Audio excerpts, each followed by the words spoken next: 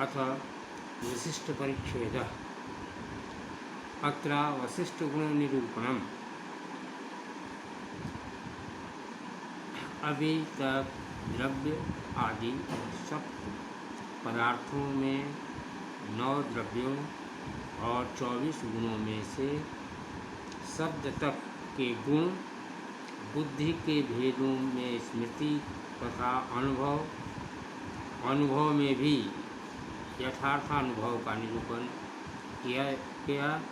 अब विशिष्ट परिच्छेद में बुद्धि का अविशिष्ट भेद, अयथार्थानुभव और उसके बाद के शेष पदार्थ, गुण, कर्म, सामान्य, विशेष, समवाय और अभाव का निरूपण किया जाएगा। अयथार्थ अनुभव निरूपणम्।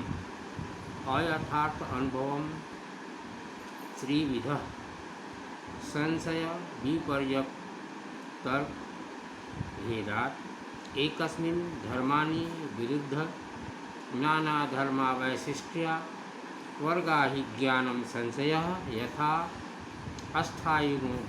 अस्थायुं वा पुरुषो वेति मिथ्या ज्ञानं विपर्ययः यथा सुप्ताविदं रजतमिति व्यापकारोपतर्कः यथा यदि वह्निर्न स्यात् तर्हि धूमोऽपि न स्यादिति। संशय, विपर्यक और तर्क के भेद से अयथार्थानुभव 3 प्रकार का होता है। एक, धर्मी में परस्पर विरुद्ध अनेक धर्मों में वैशिष्ट्य का अवगाहन करने वाले ज्ञान को संशय कहते हैं, जैसे अस्थाणु है या पुरुष। मिथ्या ज्ञान का विपर्यक कहते हैं, जैसे कि सुक्ति में रजत का ज्ञान। व्याप्य के आरोप आहार्य ज्ञान से व्यापक के आरोप को तर्क कहा जाता है, जैसे कि अग्नि न होती तो धूम भी न होता। यहाँ पर व्याप्यारोप अग्नि के अभाव से, व्यापकारोप धूम के अभाव होने के कारण यह तर्क का उदाहरण बनता है। प्रत्यक्ष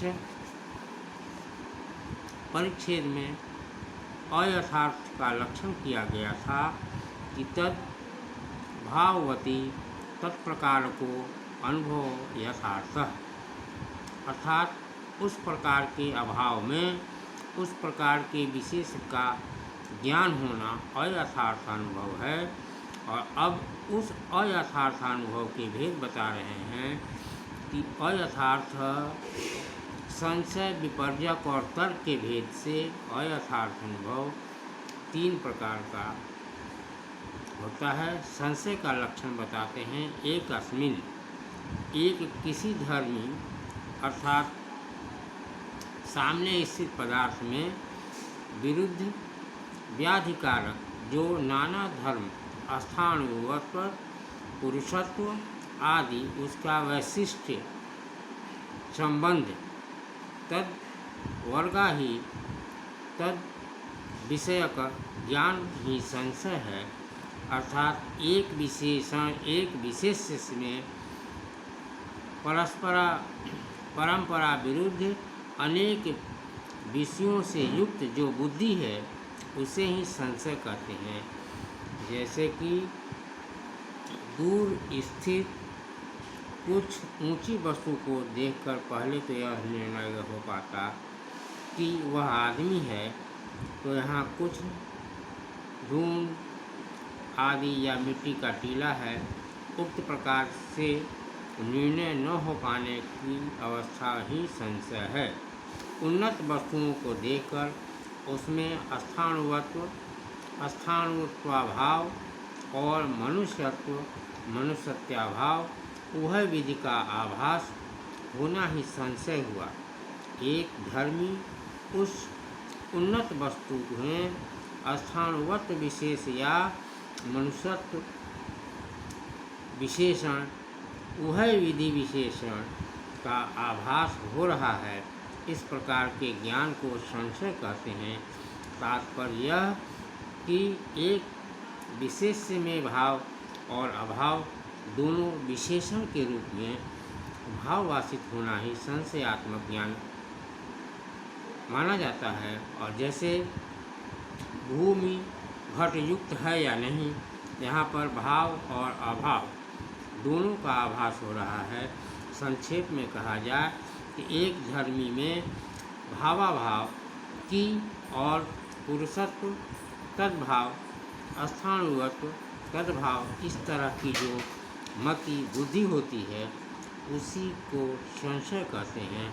संशय होने के कारण है किसी ठूंठ में उच्चैर स्तव जो साधारण धर्म है, जो कि स्थाणु और पुरुष दोनों में रहता है।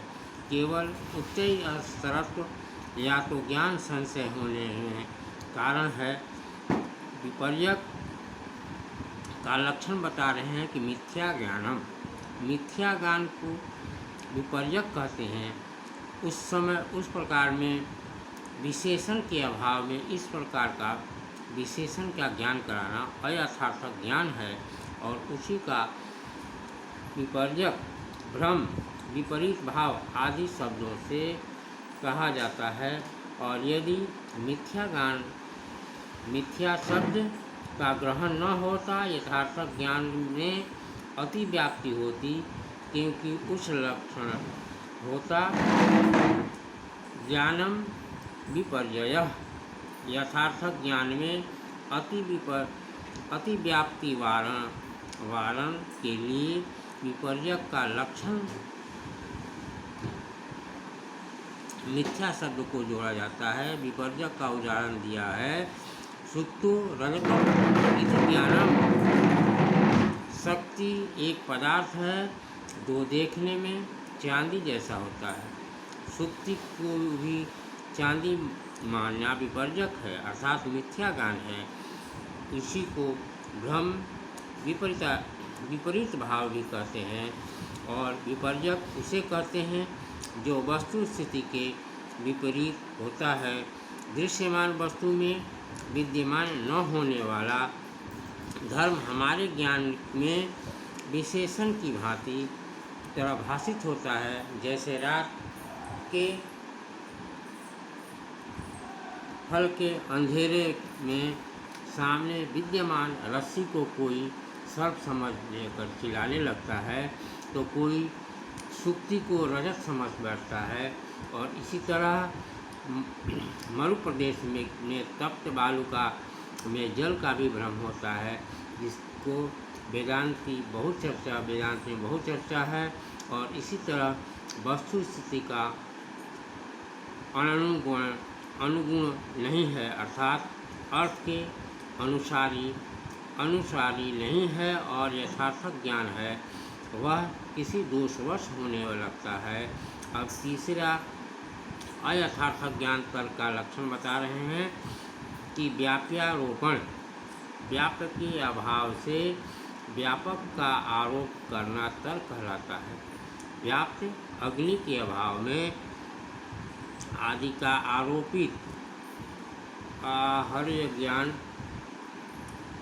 से व्यापक धूम के अभाव का जो आरोप है वह तर्क है। यहाँ पर व्याप्त रहना, वहाँ पर व्यापक अवश्य रहता है। और यह नियम आपने अनुमान खंड में पढ़ा है। और अब यहाँ यह बात आती है कि पहले से ज्ञान रहने पर यदि कोई यह कहता है कि यहाँ धूम होता तो अग्नि जरूर होती, अर्थात व्याप्त होता और व्यापक भी अवश्य होता। और इस तरह का आहार्य आरोप का जो किया जाता है उस आरोप को ही तर्क कहा जाता है। अर्थात एक किसी छात्र ने ठीक से नहीं पढ़ा और परीक्षा में अनुत्तीर्ण हुआ, और इस तरह कोई कहे कि यदि वह ठीक से पढ़ा होता तो पास हो जाता। और इस तरह बताए हुए तर्क प्रमाण को अनुग्राहक तो होता किंतु प्रमाण नहीं होता। सपना में मानस भ्रम के अंतर्गत आता है और पुनश्च व्यापकारोप का कह यदि कोई व्यक्ति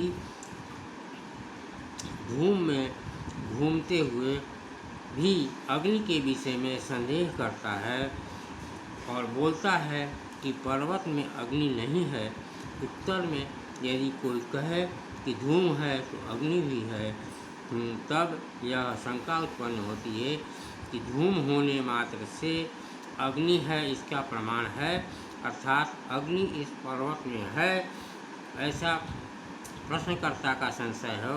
तो इस शंका का निवारण तर्क का प्रयोग किया जाए तो शंका का अप्रयोजक शंका जिसे कहते हैं और उसका निवारक होता है, उसे कहा जाता है कि यदि पर्वते वह्निर् स्यात् तर्हि दृश्यमानो धूमोऽपि न स्यात् धूमाभावः स्यात् धूमस्य वह्निजन्यत्वात्।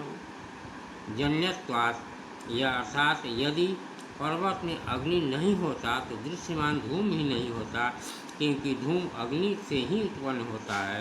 ऐसा कहकर उस व्यक्ति की शंका का निराकरण करना तर्क का फल है।